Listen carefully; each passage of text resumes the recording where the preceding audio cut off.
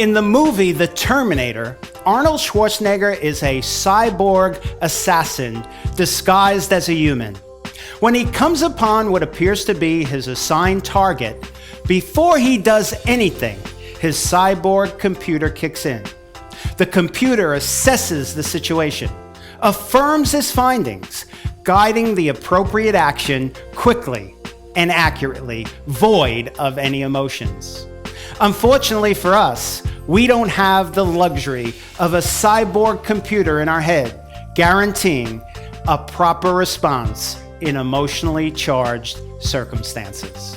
Emotional intelligence, as discussed previously, is the ability to recognize, manage, and control our emotions in a positive way when interacting with others. Keep in mind, these are circumstances where stress and high pressure are almost always present and play an enormous factor. So, why is emotional intelligence so important today? The experts will tell you that emotional intelligence will help you build rock-solid relationships, achieving your personal and professional goals. However, all you really need to ask yourself is this one important question. How much of life's success and failures, personally and professionally, depend on my interaction with others? Let me answer that for you. All of them. The challenge controlling emotions, in particular negative emotions, is no easy task. Why? Because out of the 7 primary emotions we have at our disposal, only 2 of those are positive. The odds, very frankly, are stacked against us. To achieve emotional intelligence, we must understand how to access and use the tools we have at our disposal during these emotional episodes. Let me paint the picture for you. You're sitting at an airport terminal when all of a sudden you hear an irate traveler yelling and screaming at the ticket agent because their flight is delayed and they're about to miss their connection. Get the picture? This is where the concepts we discussed in part 2 of this 3-part series come into play. When emotionally charged episodes present themselves, we must know the right road to take and which road to avoid. In other words, which part of the brain we should access, avoiding the part of our brain that will sabotage intelligent responses. Sounds difficult, but it's not. The amygdala, the primitive portion of our brain, is the road we should avoid. The amygdala sends adrenaline, a very powerful hormone, to the body in high stress and pressure situations. This raises our heartbeat, increasing blood flow to your muscles. Here's a better picture. A volcano going from bubbling to erupting in a matter of seconds. Good when you touch a hot stove. Not so good when you're told you're going to miss your connection in Albuquerque. Bottom line is there are no shortcuts to emotional intelligence. We must take the long way around to the part of our brain where all of our executive rational thought process takes place, the frontal lobe. So, how do we achieve emotional intelligence?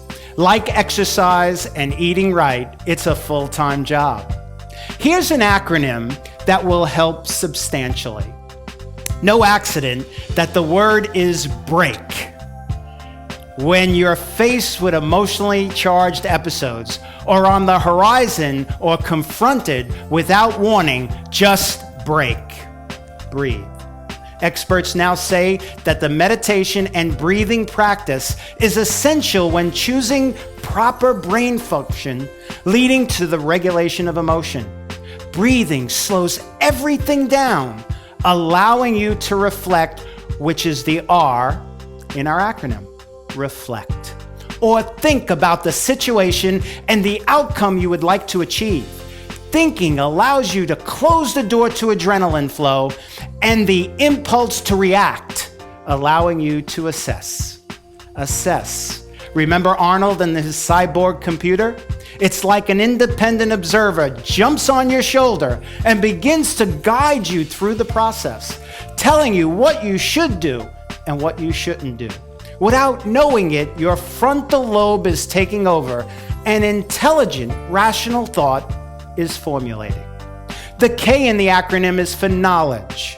Knowing that your emotions impact your behavior and reacting without thinking is ignorant. A traveler, if emotionally intelligent, would have been prepared for the possibility of delays. It's part of the process. The E is for empathy. Recognizing how others feel, putting yourself in their shoes just for a moment, being an active listener and understanding what people are saying. Ask yourself, how would you feel and react in the same situation if you were on the other side of the counter? This allows you to be sensitive to the needs of others and respond intelligently even when emotions are running hot. So, next time you're faced with an emotionally charged circumstance, just hit the brakes. As we close this third part of our three-part series, there is much work to be done to become emotionally intelligent. However, if you understand emotional intelligence and understand how critical not only to your success in life, but your existence in life, you have taken a successful, productive first step to improved outcomes both personally and professionally when interacting with others.